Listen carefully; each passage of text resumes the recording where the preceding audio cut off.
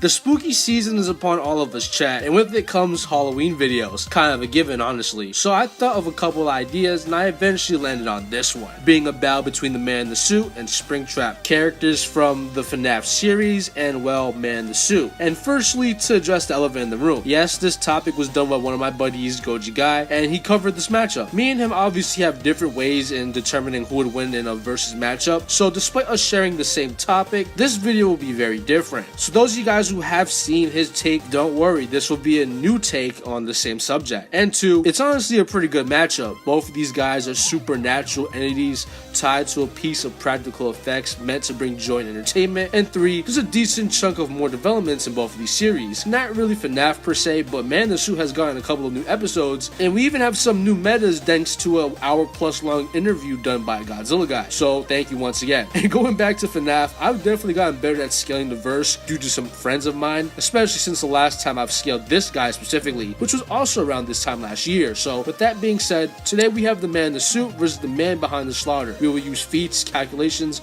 and the lore of each series to determine who would win the fight between these two mascot horror icons. But first, if you like the power scaling content, be sure to like, share, and subscribe. We post multiple shorts a week and weekly videos. We like to cover a lot of franchises and verses, so if you're interested in pretty much any piece of fiction, odds are I'll get around to it. Stack that on top of the numerous things you get a week, and I think it's a pretty good deal considering it's free. But with that being said, let's get right into this matchup. The first thing we have to talk about when scaling Five Nights at Freddy's is the canonicity of certain materials. Because yeah, it was pretty easy like 10 years ago when we just had a couple of games, but nowadays we have the core games, there's spin-offs, there's sequels to said spin-offs, an entire trilogy of novels with dozens of spin-offs of their own, and now even a motion picture. So when trying to scale any of these guys, it can be a little difficult if you don't know what you're doing. But to put it simply, the novels are just as canon as the games, despite not sharing the same continuity. This is because Scott has stated that despite them being different timelines, they are still parallel stories to one another. Usually Scott would use the novels as a kind of testing ground for concepts that would eventually leak into the main games. You got things like William Afton being the purple guy, and the abilities and extent of the source known as Remnant, which were both things that originate from the novels that slowly made their way into the canon series. So with that in mind, it's fair enough to talk about the feats and scaling chain from that books when talking about a game Springtrap. So just remember that when I drop novel scans and feats. Not to say the games have nothing, they do actually, but when you got 6 games that are mostly just like PNG backgrounds and stock horror ambient music, it's kind of hard to get some feats. But with that being said, let's just dive into it. Obviously Springtrap is the guy who will be put up against the Man in the Suit, but from an inverse perspective and standpoint, he upscales a lot of characters due to the scaling chain in verse, which we'll get around to. But starting at the lowest possible end, Springtrap states that he is far more powerful than he's ever been. This is especially telling as William Afton, even as a human being, has superhuman feats, as during the events of the first novel it's stated verbatim he has inhuman-like strength. In the game, he's pretty consistently shown to overpower and dismantle the animatronics, and for those of you guys with the headcanon that he hacked into them due to whatever random bit he has on his model here, Henry confirms in FNAF 6 that William actually overpowered the animatronics during the FNAF 3 mini games, both in the game itself, but he led them there again. He overpowered them again. And he robbed them of the only thing that they had, again. And in guidebooks. And he presumably did the same thing here during FNAF 2. This is notable as this would mean William Afton would upscale the feats of durability and strength of the OG animatronic gang, who themselves should be stronger than the Twisted Ones, as they literally broke the Twisted Ones apart easily. Going to their feats now, one of these guys was able to break through a wall effortlessly and cause a violent fragmentation, and he suffered no injuries. And due to the speed at which this feat was accomplished, this will be a feat ranging anywhere from wall to even small building level. Once again, their durability scales to this, and you got Freddy Fazbear just breaking them apart. So that would be a pretty decent bar for their attack potency. This is consistent as they should already upscale feats from the model seen at Fredbear's Diner, and the animatronics themselves are confirmed to be able to siphon the energy of the OG location's electricity to amp their physical movements. So we know it's a power amp as well, with it being stated that by the time they got to Phone Guy, they were capable of redirecting and holding 1.21 gigawatts of electricity. To put this level of power into perspective, just to put it in in a way that you guys understand, this was a level of power that was required for the DeLorean from the Back to the Future franchise just to time travel, with the climax of that film very infamously being them trying to catch a lightning bolt and harness its power. So if this is a level of power that you need to siphon off of lightning to get, then yeah, it's a lot of power. And when calculated by itself, that amount of gigawatts would actually fall into the building level ranges. And as previously mentioned, the animatronics use this power to physically amp themselves, and their animatronic shells are so durable that they can endure this level of energy. And Afton both overpowered them and destroyed their physical shells. And William Afton is described to be stronger than he's ever been as Springtrap, granting the man behind the slaughter at worst small building to building level attack potency. And no, I'm not saying that Afton is a building buster, as attack potency is not a direct measure of destructive capacity. It merely means Springtrap's blows will be able to output relative energy to the power required to destroy these constructs, whether that be in the form of a kick. Think of it like a 50 caliber sniper and a 40mm grenade launcher. Both forces produce relative energy in the 10 to 15k ranges of joules, but have widely different capacities for destruction, as one is meant to blow things up and the other is meant for precision. So just because William Afton can canonically punch at that power doesn't mean that in any way, shape, or form he's gonna blow up a building with said punch, but it doesn't mean that he wouldn't have relative energy to things that could, such as rocket launchers or even some grenades, as fists and explosive utilize energy in two very different and distinct ways. Now with that being said and covered, we can go over his power as Springtrap. Springtrap is a really high tier in verse because of his showings against the Funtime animatronics, as in the novels while in a weakened state he was capable of breaking Funtime Freddy. This is important as the Funtime line in general is stated to be state of the art and more advanced than anything before, which would include the endoskeletons both first and second line, which are what compose the OGs and Toad lines respectively. This is self-evident, as well as the Funtimes by far have the most visually reinforced endoskeleton, and Springtrap while in a weakened state can rip these things apart, truly solidifying him in the building level ranges. As for his speed now, due to his rank inverse once again, he should upscale the OG gang, whose movements between rooms are not gameplay mechanics, nor are they teleporting, as it's been confirmed throughout multiple guidebooks and novels that these guys' movement speed in the games is just a visual representation of how fast they can move, with it being stated that they move at speeds that humans can barely perceive, with even the most recent week before novel starring the phone guy confirming that yeah, these guys are just that fast, with the phone guy even implying that Foxy is capable of running at similar paces as modern day vehicles. Springtrap also himself is stated verbatim to leap at superhuman speeds, and he has a feat where he's able to blitz a human being so bad the victim didn't even know what was going on until he was already grabbed and thrown by Springtrap, with the same excerpt stating that he had a second if that to even perceive Springtrap before the fact, with the passage comparing his speed to a race car. So in conclusion, Springtrap would find himself in the small building to building level ranges of attack potency, and he will possess anywhere from superhuman to subsonic speed.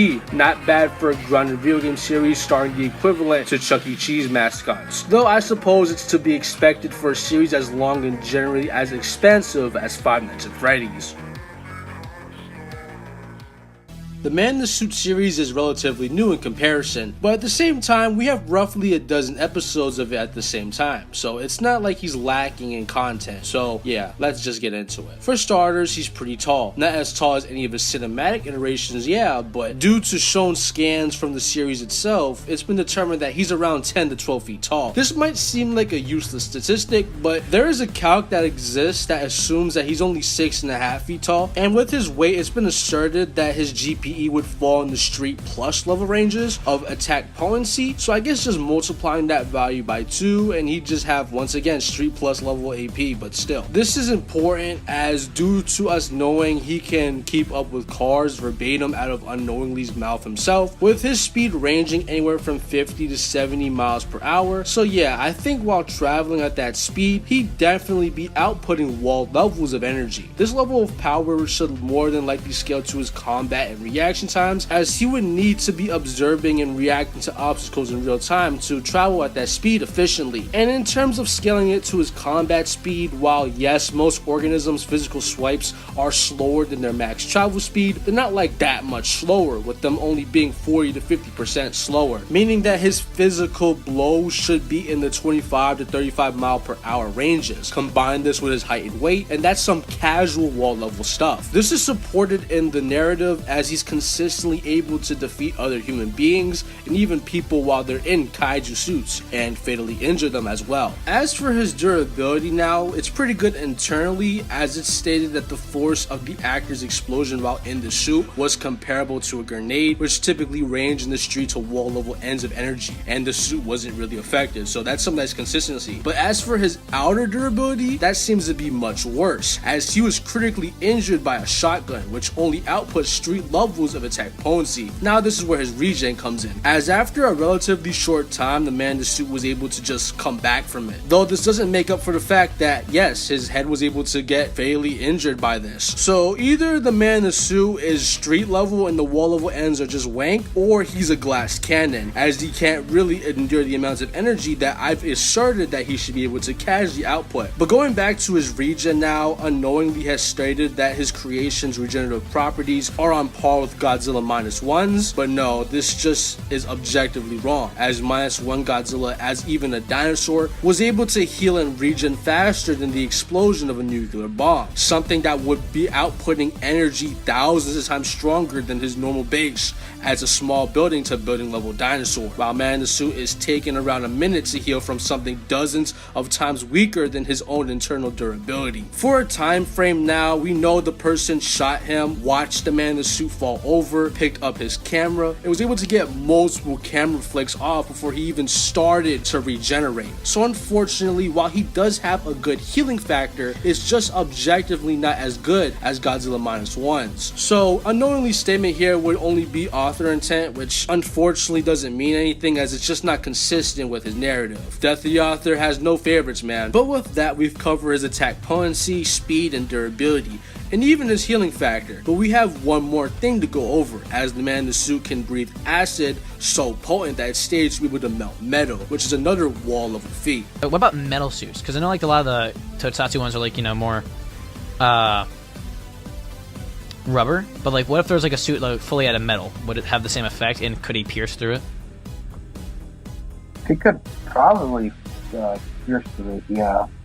But with this same breath though, he was able to perform his best feat in the entire series, that being creating a hole possibly 5 to 4 feet wide and 3 inches deep, which when calculated would be another wall level feat. So with the stats of both our combatants set, who would win this fight? And why is it Springtrap? Because yeah, the winner's pretty clear cut after pointing out the difference in stats. The man in the suit got his head blown off by a shotgun, and Afton scales above animatronics that are able to endear 1.21 gigawatts, which is unironically a difference of over 480,000 times. And keep in mind, William Afton doesn't need to reload or anything, he's just that stronger with his physical blows, so you can just keep punching him with force 484,000 times stronger than what blew his head off. And he's also much faster, as well as FNAF characters are consistently in the subsonic ranges, as we have multiple instances throughout canon where they're able to blitz human perception. These guys are so fast that the entire fandom thought they were teleporting for a large chunk of the game's existence. Being extremely generous to the man in the suit and assuming his max speed of modern car is equal to his combat and reaction time, he'd still be over 2 times slower than Springtrap, who verbatim has speed on par with a race car. So the man in the suit would be getting hit with blows strong enough to critically damage him almost 500,000 times over, and he'd be getting struck by blows that are 2 times faster than his Wang Tai. There's also the fact that the man in the suit has 0 wing cons to permanently keep Afton down, as Springtrap's true form is a spirit, and if by some miracle the man in the suit was able to physically damage or destroy Afton's physical shell, he has no answer to Afton's, well, true being, as he could just infect another animatronic animatronic, create a horrifying and stronger amalgamation, or even infect something on the internet, Afton's got a lot of options after the fact. With even novels stating that Afton's will is indomitable, with hospital members saying that his very survival and endurance goes against the laws of the universe itself. And as long as Afton has his remnant, he will never ever really truly be gone. Keep in mind, while still human, he survived being spring locked and then subsequently sat in a room for 30 years with no food or water. So you can only imagine how much harder it will be to dispose of Springtrap, who quote is more than Afton ever was. And that's even assuming he could hurt Springtrap or get him to that point, which objectively he more than likely can't. But assuming he could, Man in the Suit has no way to defeat something like that, whereas Afton undoubtedly has a way to defeat the Man in the Suit via being faster, stronger, and he actually has the means to keep the beast down, because due to his experience with Remnant, he can interact with souls in the spiritual plane. So to put it simply, he could literally take people's souls, stop them from going to the afterlife, and even trap them in certain objects. So unironically, Afton could beat the Man in the Suit to oblivion and then trap his very existence in something like a bonbon animatronic. So unironically, Afton is hundreds of thousands of times stronger and durable. He's at least 2 times faster, and he possesses a way to permanently keep the beast that resides in the suit down. And because of this, in conclusion, I would say that William Afton will beat the Man in the Suit with anywhere from low to medium difficulty.